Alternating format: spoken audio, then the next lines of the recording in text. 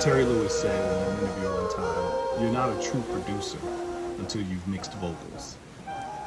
And I understand what he's saying. So I'm just going to take you through a couple of things that I do when I'm mixing vocals. There's a lot of manipulation that goes on.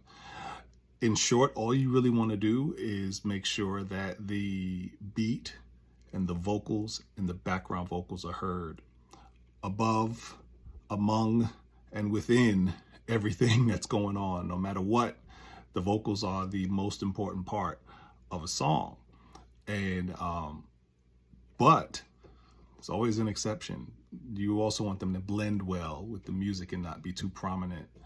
So doing quite a few things here, and I'll just take you through them very quickly. Little tricks that I do when I'm mixing. I'm not saying it's the only way to do it, but it's just a way of bringing a good sound and feel to the song, and the way I've learned over the years of doing this. Okay, so one of the things that I do to control the mix of the vocals, you remember that before I said that the vocals were layered 16 times. So if you come down here to what I have reel backs, you'll see my 16 vocals here. Whole bunch of stuff that I was going through and mixing and getting correct and making sure it was sonically strong within the groove, within the soundscape.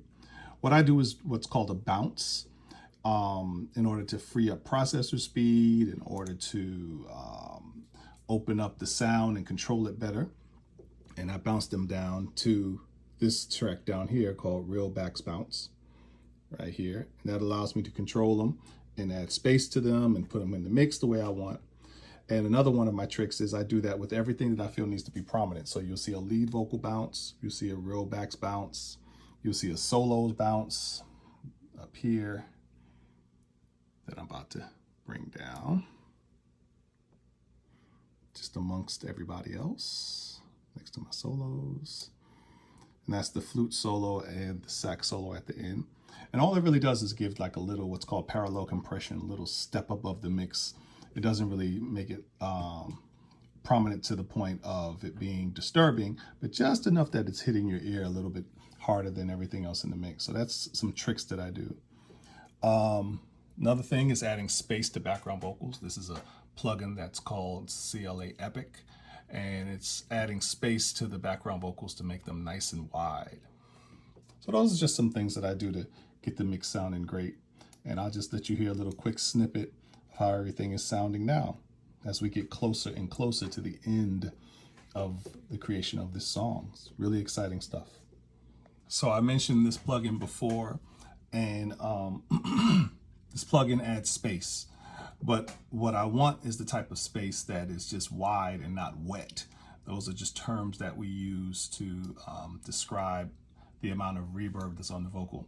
So the way I'm going to control that, in the beginning of the song, when I got the bars, they're way too wet when I hit this. So if you listen.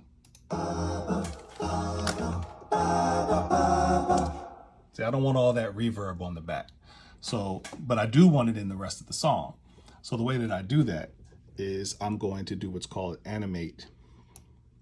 I'm going to hit touch, I'm going to record, and I'm going to come up here and hit bypass, turn the bypass on when it starts, and it'll be nice and dry. Nice and dry.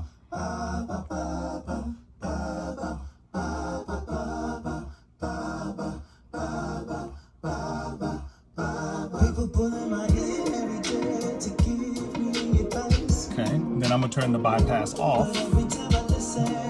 Then when it gets to the chorus, it'll be nice and wide. So let's go to the chorus. So, no bypass.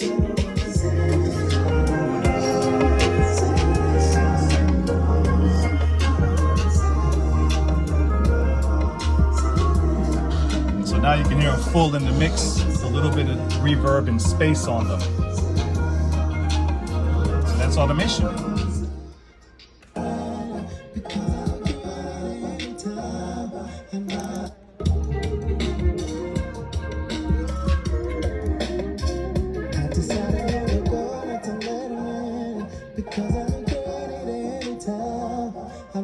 settle where I need you, girl, and make you mine.